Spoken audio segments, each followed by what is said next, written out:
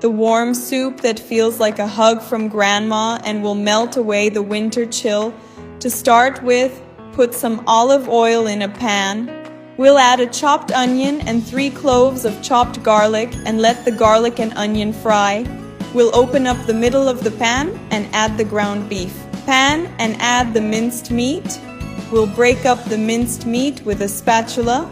Black pepper to taste, a teaspoon of salt, a teaspoon of saffron, a teaspoon of paprika, and we'll mix very well and let the meat fry. You have to stir it like this.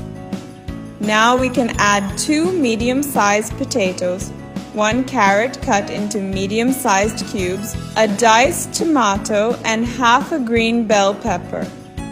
Once that's done, we'll stir very well. Then we'll add water to cover. Let it boil for 10 minutes. After this time, we will add 250 grams of pasta. You can use the pasta of your choice. You can also add more salt if you need to. Once the noodles are cooked, we'll finish off with some chopped spring onions, and look how delicious this soup is. So that's it, my loves. I hope you enjoyed it, and until the next video, bye bye.